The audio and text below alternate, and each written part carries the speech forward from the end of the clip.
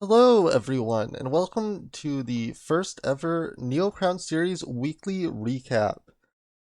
This is going to be a weekly episodic show where I just go over the latest happenings in the Neo Crown series.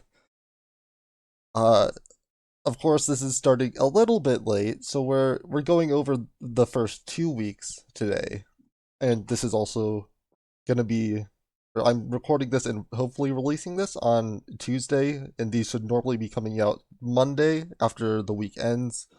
Uh, the weeks, as I'm sure you're probably familiar with, go from Monday to Sunday. So, want to try to keep these as timely as possible.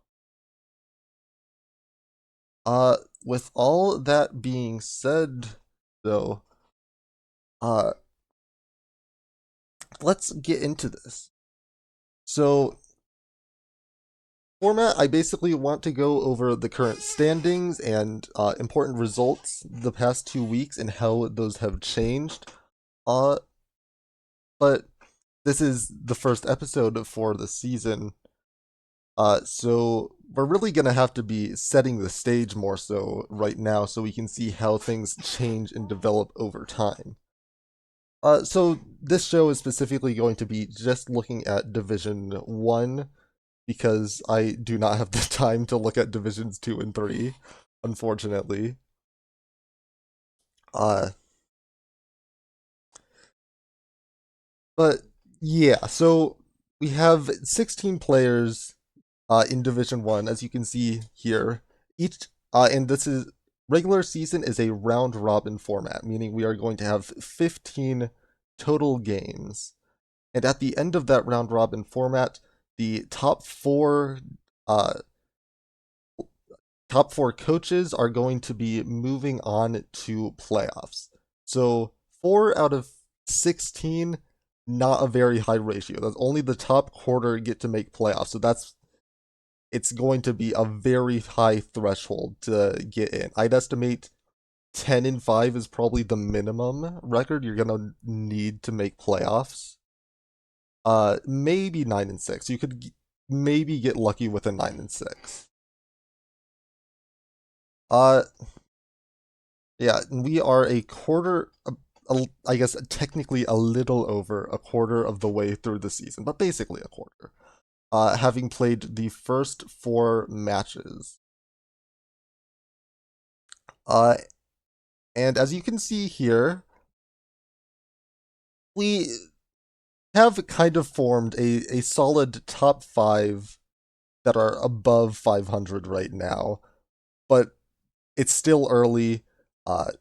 There's plenty of time for that to change. But let's take a look at those top 5 players for now, see how they got there. Uh, so, of course, first thing we have to start off with is Matt, the only player in Division 1 who has managed to stay undefeated through the first 4 matches. All alone in first place with that 4-0 record. So, they have done that through uh, an impressive 2-0 against Ket, a uh 2-0 against King of Charge, 2-1 against Airy, and 2-0 against Pixelico. So not only are they undefeated, but Matt has also only dropped a single game across the entire tournament so far. 2-0s across the board, except against Eerie. Aries, it's in that realm. Of course, noted something to note with Matt here. Uh, none of those wins, I think. So Airy, Ket are both 2-2 right now. Was Marburst also one of their wins? Right? Uh, no, King of Charge and Pixelico. So King of Charge are both further down at 1-3. Uh, Airy and Ket at 2-2. So just going off of strength of schedule right now, not the greatest strength of schedule for Matt, but only undefeated player so far. I'm not going to knock him too much. Like, prob by technicality, still the greatest strength of schedule, just because, or strength of victory, because they've won against all their opponents, so they're getting all of those wins in a if you're counting strength of victory.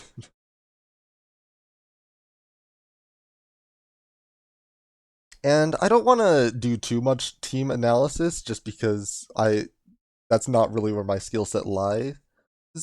But Matt did share that this was the team they were running for week 2 at the very least. So a very strong, really rally soliloquy team. Uh, it it does seem very strong. But yeah, team analysis is not my specialty. So if you want to dig into that, go for it. I will be moving on. Uh, Now let's look at the 4 3-1 players we have. First up is Score. Uh, so Score has managed to 2-0 Airy, 2-0 Pixelico,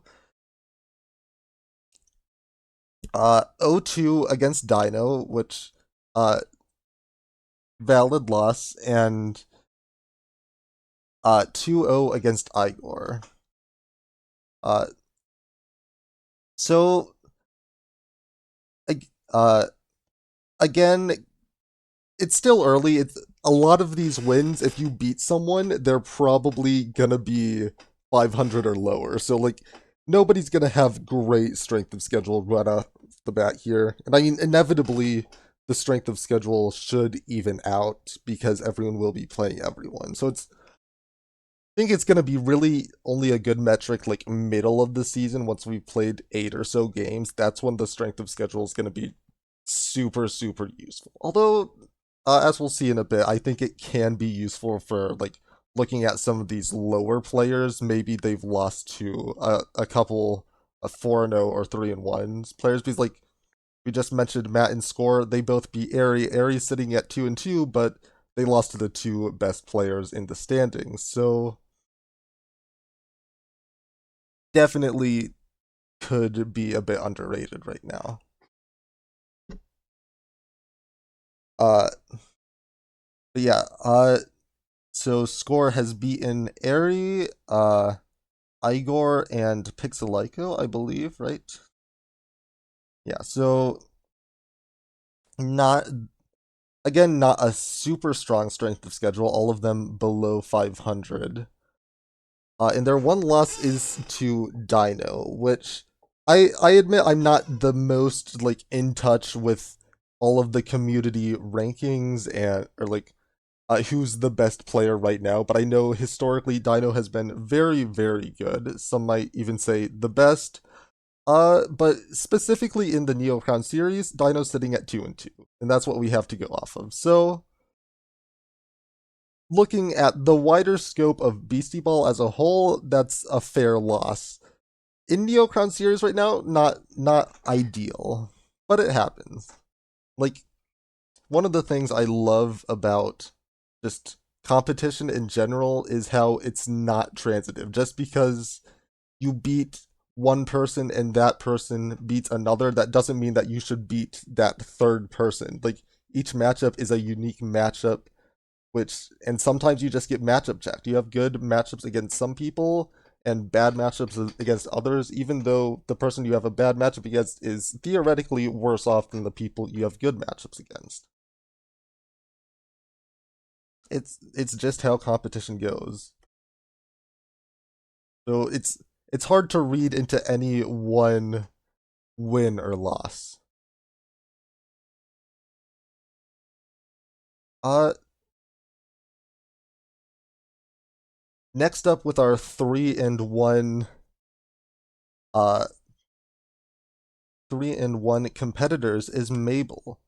Uh so Mabel opening up with a 2-0 against King of Charge, then actually losing 2-1 to Airy. I just have to shout out Airy playing Score, Mabel, Matt, and who did they play in week 4? Marburst. Just the top three ranked players having to play them the first 3 weeks. That's that's rough. There's no other way to phrase that than that's rough. But still coming 2-2 out of that, that's pretty damn good. But back to Mabel, 2-1 Pixelico. Also Pixelico also playing the three top ranked players in the first 4 weeks. Damn. And last week playing Dino. So 2-1 against Dino. That's impressive given Dino has been able to beat Score, one of the other 3-1 players so far. That's a good quality win. But again, on the flip side, Mabel lost to Aerie, who Score happened to beat. So yeah, I will definitely have to keep our eyes open for when Score and Mabel play in the future.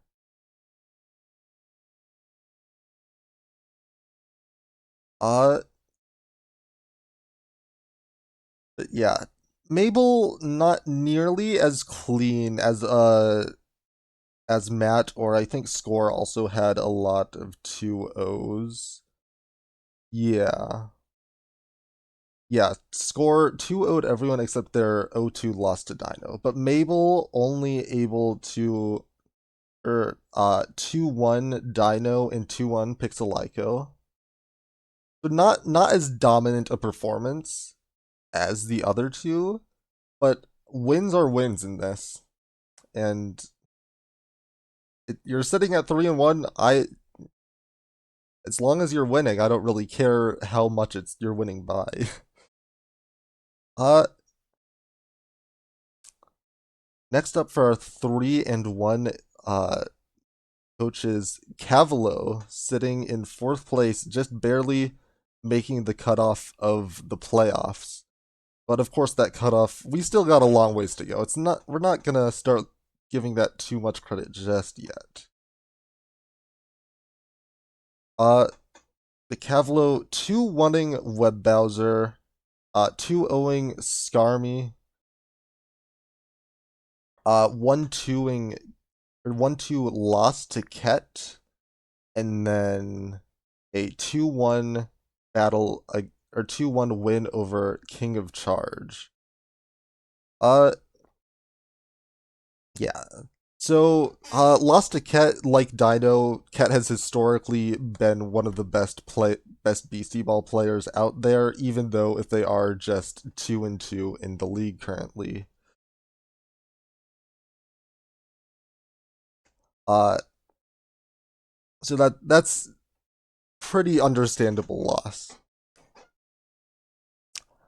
Their wins aren't super great. Web Bowser sitting at or not super impressive strength of victory wise. Web Bowser sitting at 2-2. King of Charge 1-3, and who is their third player they beat? Skarm.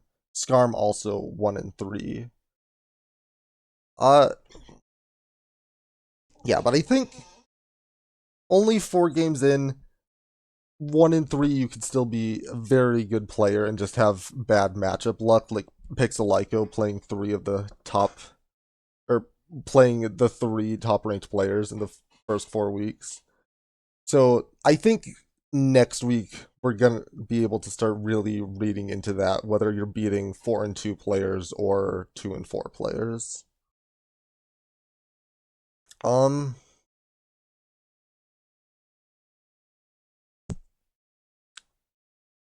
yeah, and then finally wrapping up our 3-1 players is Termax. So Termax losing 0-2 against Dino. 2-0 over Igor. 2-0 over Pummy, and 2-1 over Your Bestie.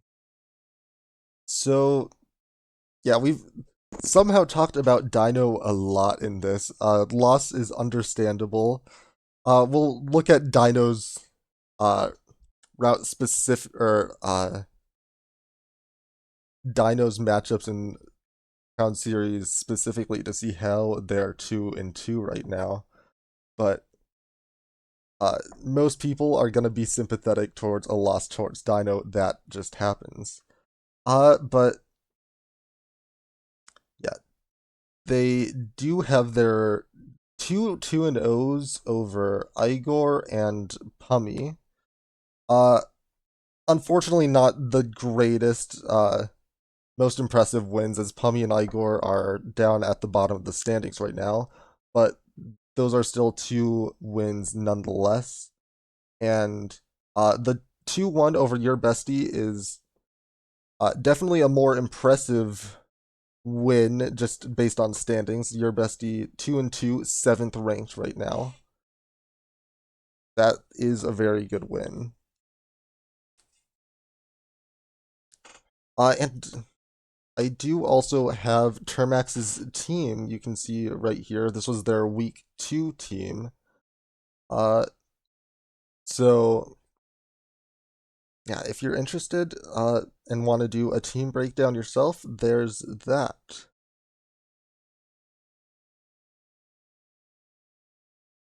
Uh, Now I feel like we've brought Dino up a lot, so let's see where their two losses came from. Week 1, they do beat Termax 2-0. Uh, Week 2 though, they're gonna drop 0-2 to your bestie, who we just mentioned, 7th overall in the standings, also sitting at 2-2. Uh, Week 3 gonna beat or 2-0 score, as we mentioned earlier, or round 4 1-2ing against Mabel. So genuinely, Dino's also there with just statistically a rough uh start to the season schedule wise, having to play against three 3-1 players. And coming out 2-1 to them, and then dropping a second game to a fellow 2-2 player in your bestie. So yeah, I think I have a feeling just it's gonna be a bit of a bloodbath looking at this top half of the bracket, because like Dino's able to beat half of these very good players and then lose to another half. Mabel has looked very or like Airy also being able to beat Mabel, but then also losing to some of the other players around here. It's it's going to be very interesting who's just going to be able to scrape out a few more wins over the course of this season to get into that elusive top 4. Top 4 is really going to be really tight to get in, because I know, like, obviously we've talked about these 3-1 and 4-0 players, but there's a lot of good players in the 2-2 sphere right now that I could very easily see making a run to get into that top 4 for the playoffs. Uh, and I don't want to leave out our 1-3 or 0-4 competitors either. Like, there's still a lot of season left. There's plenty of time to make a turnabout and get yourself back up to the top of these leaderboards. But as I said, I think 10-5 is likely going to be the cutoff, the minimum record you're going to have to get to be able to make the playoffs. So that's gonna be a bit tight. Probably gonna have to go 9-1 or 9-2 through the rest of the season to be able to do that. But that's certainly doable. It's gonna be difficult, but it's certainly possible. And it would be a great story for the first season of the Neo Crown series if someone's able to do that in Division 1. Be hyped to see it. And also Igor's gonna have their work cut out for them, probably needing to go 10-1, which it's again doable but very difficult. It would be a super cool story to see. And I just want to believe in these people, and like Igor, I think you can get a win. I I think we can see some of these lower win teams right now bounce back up and at least finish in the middle. Um, yeah, with that being said, let's turn our attention to the next week and see what's coming up in week 3. I know we've already sort of started this, so we were able to catch briefly on stream the start of the Mabel Termax set, which, of course, both Mabel and Termax 3-1 right now. And unfortunately, that stream did get cut short due to, or that much did get cut short due to technical issues, so it still needs to be played out. But I believe Mabel was able to take game 1, although it came down to an unfortunate disconnect at a 50-50 when the game was tied at 2-2. So, but Mabel was in a very strong position, and I believe they agreed to let Mabel take game 1 of that. So I'm very, very curious to see how that set plays out. One of these 3-1 coaches is gonna have to take another loss, and that'll let all of these 2-2 players jump up. Um, Other very, very interesting matchups. In round 5 here, we have Matt versus Dino. Dino's been the source of the one loss on both Termax and Score so far. So Dino could be the undefeated killer and shut down Matt's perfect season. Uh, the 72 Dolphins will be popping the champagne after that game potentially. And but if Matt's able to win against Dino, this is going to be a very, very interesting story to see how long Matt can keep the undefeated season alive. Round 6, Matt's got Igor, so Igor looking for their first win could also be Matt's first loss. That could be a very, very fun upset to see.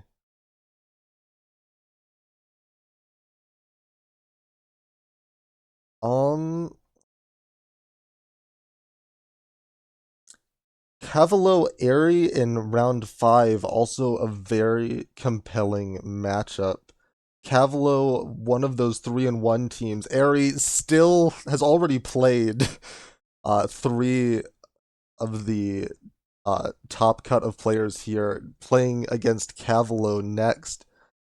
If they can get 3-2, they're gonna. If they can win that match, they can definitely cement themselves in uh not the playoff spot, but like top tier of players here and put themselves into a good position to qualify for the playoffs at the end of season.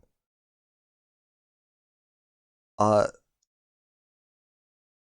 but a loss there is gonna be make things a bit more tricky to bounce back.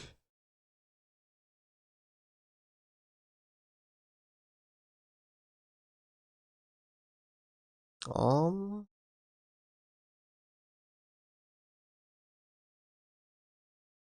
oh, so focused on the Termax Mabel matchup in round 6 that in round 5 Termax also playing against Score,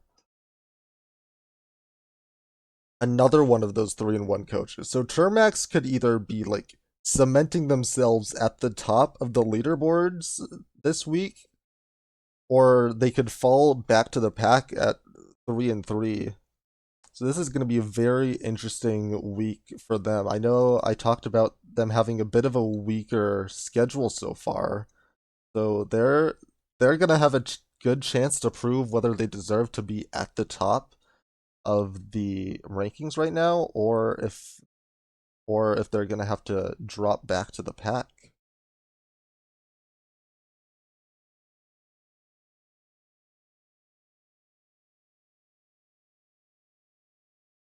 But I think that about wraps it up for the Oh, actually, one more shout out to the Your Bestie score matchup round six. Your Bestie sitting at 2-2 has a few impressive wins so far. Beating score would definitely uh put him up there and get themselves like Airy, get themselves into that top from the middle to that top tier of player.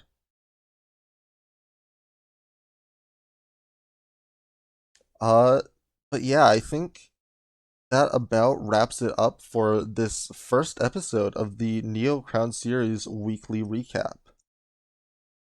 So I'd like to thank you for watching or listening, since I know this is not the most visually stimulating video.